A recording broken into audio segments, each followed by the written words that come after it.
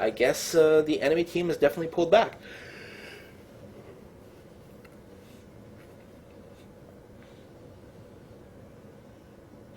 Quite curious to see Jaina's build. I'm going to assume that she's not a damage build. She's a support, like either AP or cooldown or something.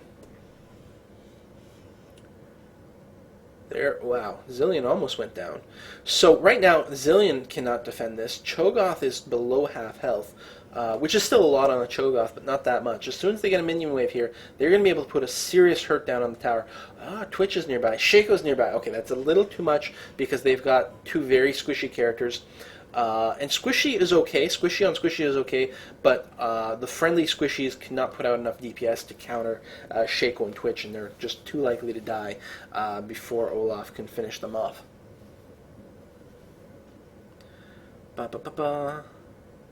So what is Olaf going to build next? I'm quite curious. As I said, I don't know Olaf. I'm impressed by his staying power, though. I guess, maybe especially with the abilities chosen or whatnot, he's not going through a whole lot of mana. That's what it looks like. He's got the blue buff, but I believe he must have just stolen that from someone. So Olaf's coming around back to almost certainly kill Twitch here, especially since he can see him. Now the tower is about to go down. Look at that damage! He just tears him apart. And assuming there's any kind of slow that goes down on Singed here, now he's got to run through the trail, but there's the axe goes down, takes him out. I just cannot believe Twitch just exploded. And of course there was multiple characters there, but I think a lot of it was really Olaf. Very, very impressive character. Wow. So, looks like the friendly team has all come together. Jaina's blowing her ult here to fully heal everyone, which is very nice. Like, you've got it's a tough decision at times, but sometimes you got to save it for combat, and sometimes it's good to do it in preparation for battle. But so the friendly team is all in big clump in the middle, fully healed. They're in a good position for making a good push. They're going to prep their minion wave here, although this is a highly damaged small minion wave with no cannons. So they're going to have limited support from that. Cho'Gath is a little out of position. I'm not sure if the friendly team is going to be able to take advantage of that. Olaf is going to go in and get a couple of hits, but no. No, nothing to come from that. Let's see here.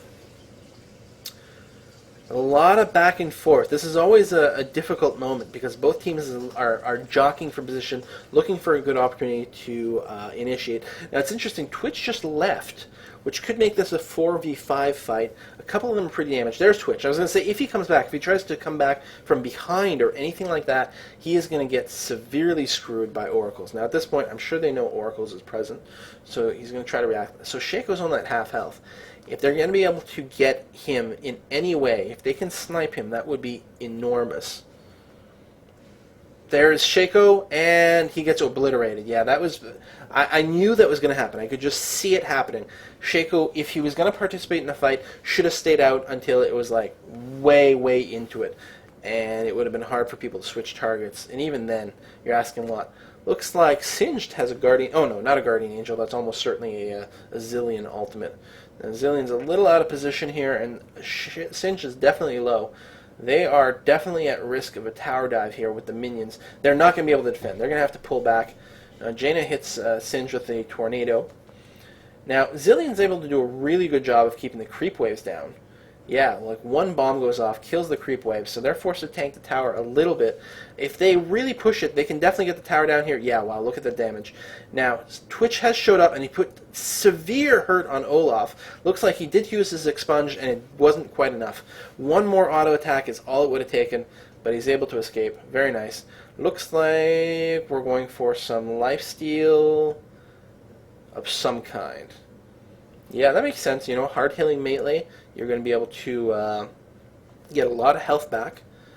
Personally, I think Starks is a nice item on him, although if you don't have enough physical DPS on your team to really take advantage of the aura, arguably something else would be nice, but yeah. Yeah, that looks really nice. I like the attack speed a lot. He's already hitting pretty damn hard, so the attack speed is really going to scale things up incredibly. Probably, well, already attack speed point for point tends to be your best physical DPS stat, unless you've got a funny mechanic. But in fact, I think the mechanics on Olaf simply add to the power of his attack speed, because if I'm, let me read his abilities here, but I feel like they probably synchronize nicely or synergize nicely. Yeah, because his Vicious Strike increases his attack damage, and his Reckless String, it's just an instant attack. But Vicious Strike increases his attack damage, so then comboing it with attack speed means that that ability is going to be that much more productive. It would also scale with crit just fine, but point for point, crit doesn't tend to give you as much as attack speed, unless, of course, you've got some sort of crit-based build thing going on. It's very, very specific.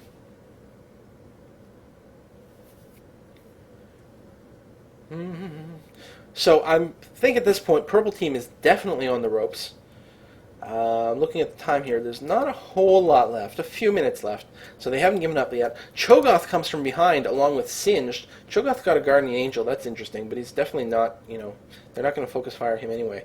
But between that and Zillion, some of these people are going to be really hard to kill. Now, looks like Cho'Gath is being focused down. He gets a feast down on, who's in the bushes there? Soraka. But yeah, he's able to come back with his Guardian Angel. Ezreal does an ult right through the enemy team, takes them almost all the way down. Now, this could really easily turn into an ace, but they've got to somehow find a way to capitalize on it. Now, I'm not sure that they can. Not enough, but it is. They do force back Purple Team. I think they got 2 kills for the price of 1. That could have really, really easily been an ace if, that ult from Ezreal, if anyone had comboed into something from there. I don't know if this is a pre-made. I have no idea what this team composition is like. But wow, that was so close. Very nice timing on that ultimate.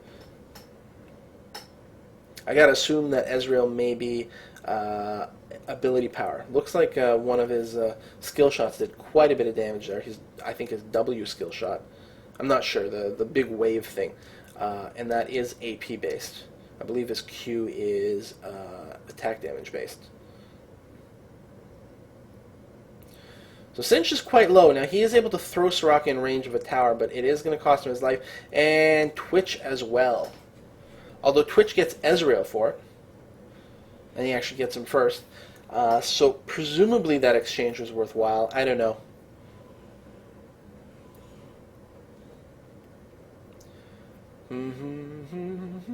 I don't know who's a better late game character. I feel like it's probably Ezreal. I think Twitch hits his stride in the mid game, and that's where he's either gonna absolutely dominate, or he's gonna fizzle out by the late.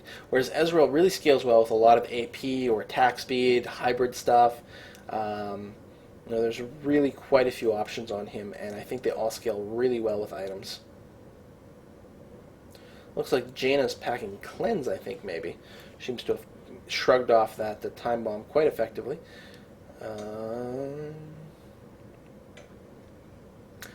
So, one of the blue minions just destroyed the bottom tower.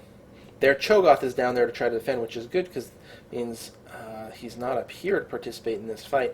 Not that I'm sure exactly how much pushing is possible. Again, Zillion's really good at defending these things, because his time bombs do quite a bit of damage. He can spam them pretty effectively, and Cho'Gath may be in a little bit of trouble here. So far, it's just going to be Olaf, and I'm not sure Olaf can beat him down quickly enough.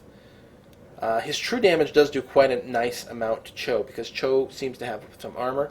See, Cho'Gath went Rod of Ages, and then Guardian Angel, and also a cloth armor, so I'm not sure what he's building next. But he's got quite a bit of armor there, and not necessarily as much health as he could otherwise, so the armor penetration is really, really quite nice. Yeah, I guess Olaf's Vicious Strikes also give him attack damage. I thought they gave him armor penetration. Oh, his ultimate gives him armor penetration. That's right. So his E ability ignores armor and magic resist completely, and his ultimate gives him armor piercing on his normal auto attacks. So very, very effective.